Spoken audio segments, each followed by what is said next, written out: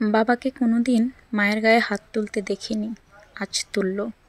মায়ের গালে ৫ আঙুলের চাপ বসে গেছে, কিন্তু মায়ের চোখে পানি নেই। মায়ের অগ্নি চোখ রাগে দাঁত চেপে কিরমির করছে, অথচ বাবার ছল চলে চোখ। বাবা বেজা গলায় বললেন, উঠতে বসতে যে জ্যোৎস্নার খোঁটা দাও, আজ সে মরে গেছে, এবার খুশি তো? এখন থেকে অন্তত আমাকে রেহাই দাও। জ্যোৎস্না নামটা আমি আজ প্রথম শুনলাম এমন নয়, আগেও বহুবার মায়ের মুখে শুনেছি। মা বাবার সাথে একটু রেগে গেলেই জ্যোৎস্নার নাম ওঠে। আমি দু একবার জানতে চেয়েছিলাম মায়ের কাছে, কে এই জ্যোৎস্না? মা মুখ বেঞ্চিয়ে আকৃতি এনে বাসাকে বিকৃতি করে বলেছিলেন, তোর বাপের নাং লাগে। আমারে বিয়া করার আগে জ্যোৎস্নার লগে তোর বাপের পিরিত ছিল। বাবা মাথা নিচু করে সেদিন আমার সামনে থেকে চলে গিয়েছিলেন। বুঝাই যাচ্ছে নিজের ছেলের সামনে তিনি বেশ অপমানিত হয়েছেন। বাবার জন্য আমার বড্ড মায়া লাগে। মায়ের এই অকথ্য ভাষার প্রতিবাদ বাবা কোনো দিন করেননি, কিন্তু আজ প্রতিবাদ করেছেন। প্রতিবাদের ভাষা ছিল সজোরে একটা থাপ্পড়।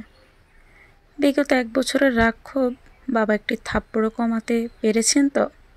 আমি দুপুরে খাবার খেতে বসেছিলাম, মা তরকারি দিচ্ছিলেন। বাবা এলেন হঠাৎ করে। তখনই মায়ের হুঙ্কার, আমারে ঘুমে রেখা কাউরে কিছু না কয়া জ্যোৎস্নার কাছে গেছিলা? কয়া গেলে কি হইতো? না করতাম আমি? এত বছরেও না কইরা ফিরাইতে পারছি? বাবা এগিয়ে এলেন, কষে থাপ্পড় দিয়ে জ্যোৎস্নার মৃত্যুর সংবাদ প্রকাশ করলেন। এমন অবস্থায় আমার গলা দিয়ে আর ভাত নামবে না। বাবা ঘর থেকে চলে গেলেন। মায়ের দিকে তাকিয়ে বুঝলাম মৃত্যুর সংবাদ শুনে রাগ একটু কমেছে। আমি খাবার রেখে নলকূপে হাত ধুয়ে ফেলেছি। মনটা কেমন খারাপ লাগছে। বাবা যে আজ আড়তে যাবেন না বোঝাই যাচ্ছে। তার চেয়ে ভালো আমি আড়তে গিয়ে বসি। কাস্টমারকে চাউল দিতে দিতে মনটাকে অন্যদিকে ঘুরিয়ে রাখা যাবে। রাত তখন 12টা হবে। আমি বই পড়ছিলাম, হুমায়ুন স্যারের মিশির আলী সমগ্র বইয়ের তন্দ্রাবিলাস আমার 2 চোখের তন্দ্রা কাটিয়ে দিল। দরজা ঠক ঠক, দরজার ওপাশ থেকে বাবার গলার শব্দ, শাওন, ঘুমিয়ে পড়েছিস? আমি কোনো জবাব না দিয়ে দরজা খুলে দিলাম। বাবা ঘরে ঢুকে আমার বিছানায় বসতে বসতে বললেন, ঘুমোসনি এখনো? তোর সাথে গল্প করতে এলাম। বাপ বেটার গল্প অন্য কারো শুনতে হয় না, তাই এখন এলাম। তোর সমস্যা হবে না তো? আমি মুচকি হেসে বললাম, না বাবা, আমার আরও ভালো লাগছে যে তুমি এসেছো। আজ এই ঘরেই ঘুমাও। মায়ের ব্যবহারে মন খারাপ করে থেকো না। বাবা পা তুলে আয়েশ করে বসলেন। ইশারায় আমাকে চেয়ার টেনে কাছে যেতে ইঙ্গিত করলেন। আমি কাঠের চেয়ার নিয়ে বাবার মুখোমুখি বসলাম। বাবা আমার দিকে কিছুক্ষণ তাকিয়ে রইলেন, তারপর দেয়ালের দিকে তাকিয়ে বললেন, তোর অনেক কিছু জেনে রাখা দরকার। আমি তোকে জানাতে চাই, আগেও জানাতে চেয়েছি, সাহস হয়নি। ভেবেছি তোর মা যেমন অকথ্য ভাষায় কথা বলে হয়তো তোর জানা হয়ে যাবে, কিন্তু তুই জানিস না কিছুই। শুধু একটি নাম জানিস, জ্যোৎস্না। তুই এই নামটি তোর মায়ের মুখে শুনেছিস। যতবার শুনেছিস আমি লজ্জা পেয়েছি, বলতে পারিনি কিছু। আজ বলবো। আমি গভীর মনোযোগ দিয়ে বাবার গল্প শুনছি। যে নাম নিয়ে মায়ের অকথ্য ভাষা, বাবার লজ্জা পাওয়া, অজানাকে জানতে অবশ্যই মনোযোগী হওয়া প্রয়োজন। বাবা এক নাগারে গল্প বলছেন, লুকায়িত এক গল্প।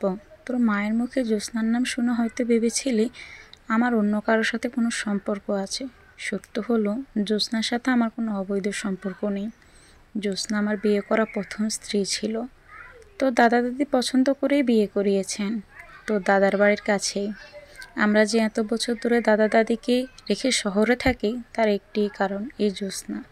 তোকে নিয়ে যে প্রতিবার দাদার বাড়ি যেতাম, আমি তোর সাথে সাথেই থাকতাম, যেন আমাদের গ্রামের কারো কাছ থেকে এই বিষয়ে কিছু শুনতে না হয়। তোর মন খারাপ লাগতে পারে শুনলে।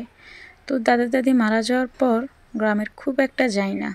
তোর মা সব জানে, তবুও তোকে বলেনি যে আমি আগেও একটি বিয়ে করেছিলাম। আমার আর জ্যোৎস্নার একটা সন্তান আছে, নাম ফাল্গুনী, তোর সৎ বোন। ফাল্গুনীর মতো তোর নামটাও বাংলার 12 মাসের একটি নাম। গ্রামে আমরা শ্রাবণ মাসকে শাওন বলি। তোর মা আমার দ্বিতীয় স্ত্রী। সে যাই হোক, জ্যোৎস্নার সাথে বৈবাহিক সম্পর্ক শেষ হওয়ার পর সে পরবর্তীতে আবার বিয়ে করে এক স্কুল মাস্টারকে, তোর দাদার বাড়ি থেকে কয়েক গ্রাম পরেই। 8 বছর সংসার করলেও আর কোনো সন্তানাদি হয়নি। স্কুল মাস্টার মারা গেলেন 4 সালের বন্যায়। আমি সব খুঁজে রাখতাম, রাখার কারণ ফাল্গুনী, আমার মেয়ে। আমি তাকে আমার কাছে রাখতে পারিনি। মাস্টার মারা যাওয়ার পর সেই সংসারে টানাটানি অবস্থা।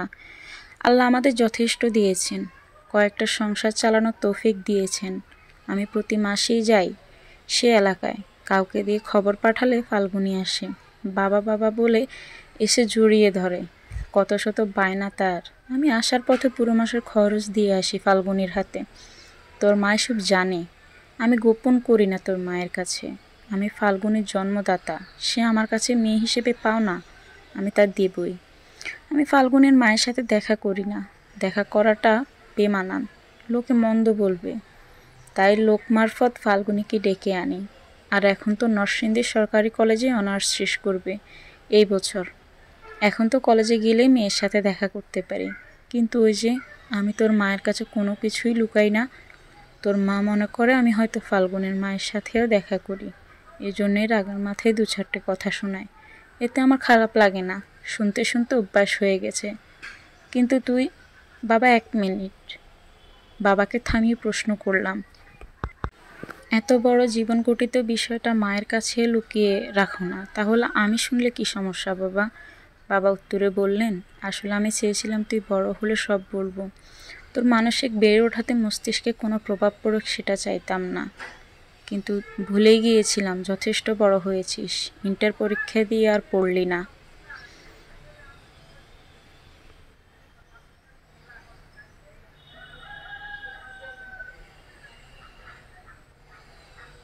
ফাল্গুনী শুনেও কষ্ট পেয়েছে। ও হ্যাঁ, ফাল্গুনী কয়েকবার বলেছিল তোকে সব জানাতে, আমি সাহস পাইনি। তবে বিশ্বাস কর, ফাল্গুনের মায়ের সাথে আমি দেখা করতাম না কখনো, কিন্তু আজ মৃত্যুর সংবাদ শুনে না গিয়ে থাকতে পারিনি। তার উপর তোর মায়ের এমন কথাটুকু সহ্য হয়। আমার কোনো ভাই বোন নেই, এমন একটি আক্ষেপ ছিল সব সময়। আজ বাবার মুখে শুনলাম আমার একটি বড় বোন আছে, আমার বড় আপু, নাম ফাল্গুনী। কোনোদিন দেখিনি। বাবা দেয়ালের দিকে তাকিয়ে আছেন, চোখ দুটো ছলছল। জ্যোৎস্নার নামের মানুষটির জন্য বাবার চোখে পানি থাকাটা স্বাভাবিক। আমি বাবাকে প্রশ্ন করলাম, তোমাদের ছাড়াছাড়ি কেন হয়েছিল বাবা? দেয়াল থেকে দৃষ্টি আমার দিকে দিলেন, একটা দীর্ঘশ্বাস ছেড়ে বললেন, যে মানুষটা দুনিয়া ছেড়ে চলে গেছে তার সম্পর্কে কিছু না বলাই উত্তম। এতটুকু জেনে নে আমাদের মনের মিল ছিল না, তবে বুঝতে একটু দেরি হওয়াতে 4.5 বছর সংসার টিকেছিল। আর টেকেনি। ফাল্গুনীকেও নিয়ে গেছে, আমার কাছে কোনোভাবেই রাখতে পারিনি। করলে হয়তো পারতাম, আইনে গেলে ফাল্গুনীকে রাখতে পারতাম। থানা পুলিশ করে কোর্টে গিয়ে এত সব করতে ইচ্ছে হয়নি।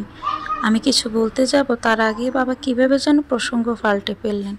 আমাকে উদ্দেশ্য করে বললেন, মেঘনা দিয়ে একটা ট্রলার ভর্তি চাউল আসার কথা, মুন্সিগঞ্জ বাজারের পরিচিত পাইকারদের থেকে কিনেছি।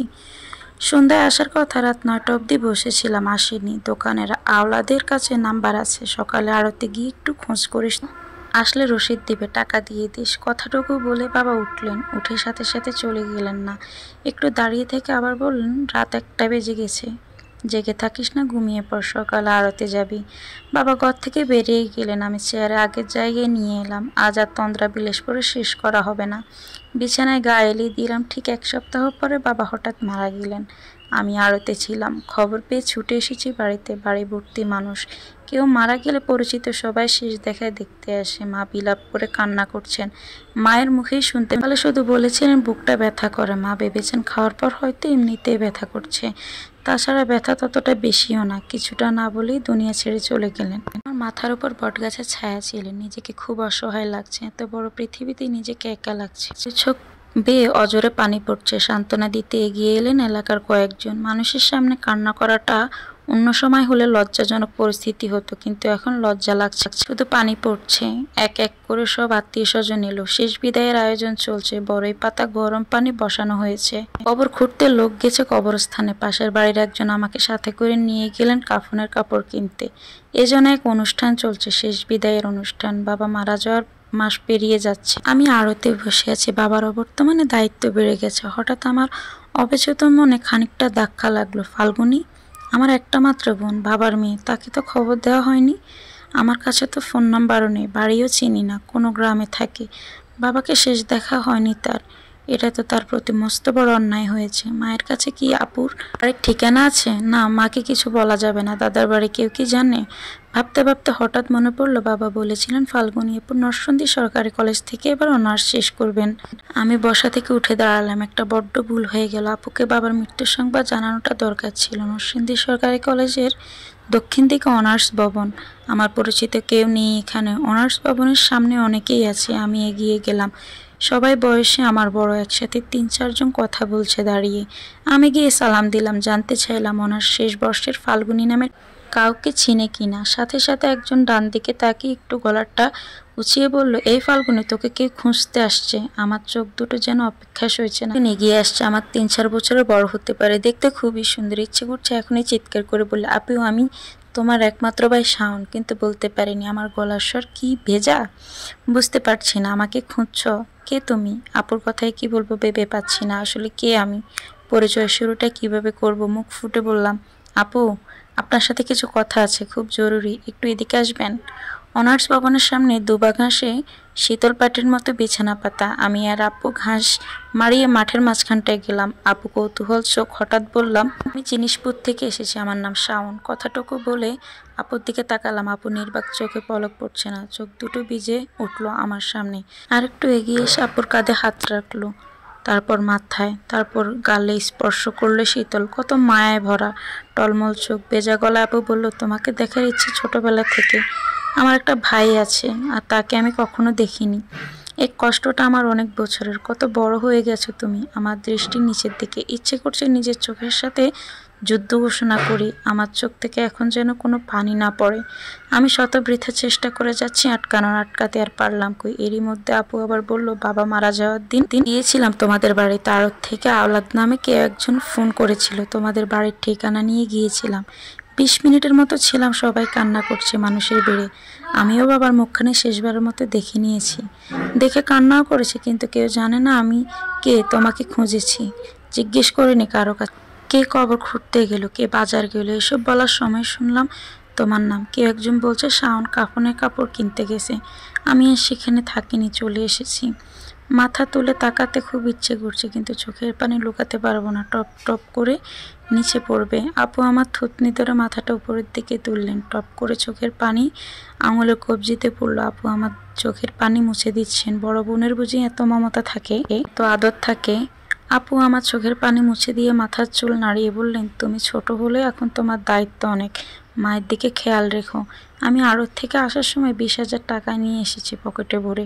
টাকাটা বের করে আপুর হাতে দিয়ে বললাম, আমি এখন আর ছোট নই আপু, অনেক বড় হয়েছি। মায়ের খেয়াল যেমন রাখতে পারবো, তেমন আপুর জন্য এই ভাইটি আছে।